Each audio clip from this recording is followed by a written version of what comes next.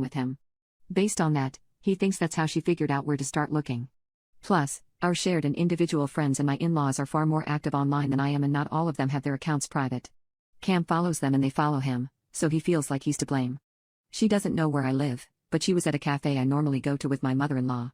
I was with my mother-in-law and, well, Cam wasn't exaggerating about me having parents that now love me. When I first met my husband Derek, I had a hard time opening up to him, and we both agreed to start as friends and see where things went when I was comfortable with the idea of any kind of intimate relationship. His parents were so kind to me, and when we started dating, I had difficulty with them. It was my father-in-law who sat me down one night after dinner and told me that their son loves me and they can see why, so I should love myself and allow myself to be loved too.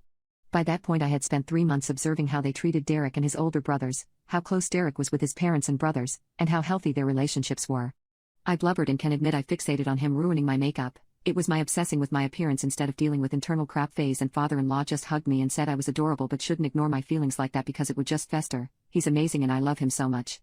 Anyways, mother-in-law and I came to the cafe together, and I'm gonna be honest, I didn't really recognize my mother until I heard her speak. Her voice is the same voice that used to insult me and yell at me, no different after so many years.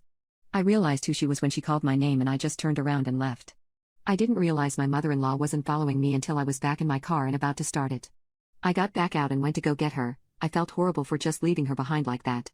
Mother-in-law seemed calm when I got back, but Emma was not. She was mid-sentence, and what I heard was, "Your daughter, who do you think you are?" She shoved my mother-in-law, and mother-in-law said, "The one that loves her the way a mom should. Who do you think you are?" And then mother-in-law wasn't so calm because Emma said that lying Re's real mother. That was all it took for her to jump on Emma. She got in multiple socks before I got her off, and cops showed up not long. I guess the cafe workers or customers called before things escalated. Either way, she was arrested and mother-in-law was bailed out ASAP. She told me it was worth it the moment we were in the car, and I just started laughing and crying when she ranted about how angry Emma made her, thinking she could call my daughter anything degrading and get away with it. She said she was so happy I ran away and found them because she couldn't believe anyone could insult me like that when she knows what type of person I am and probably have always been. You just weren't allowed to be that person. I should have hit her harder. Is it awful that I feel so good about this?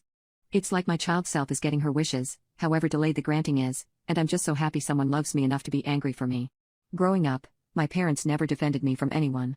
Most of the time, they'd openly agree with any insult directed at me even when I was right there. As far as Christy goes, at the time I didn't know Cam and Derek were both getting messages too. Derek's response was to send everyone a comprehensive list of everything I had ever vented to him about.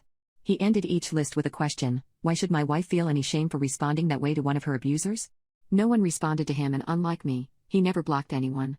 Cam's response was to shame them and reveal that Christy has always implied unaliving herself to get her way just like her mother. He shared old texts between him and our parents and some between him and Christy as proof. Yes, she has always done that, and so has our mother, but I didn't know they did that to him too. No one responded to him either.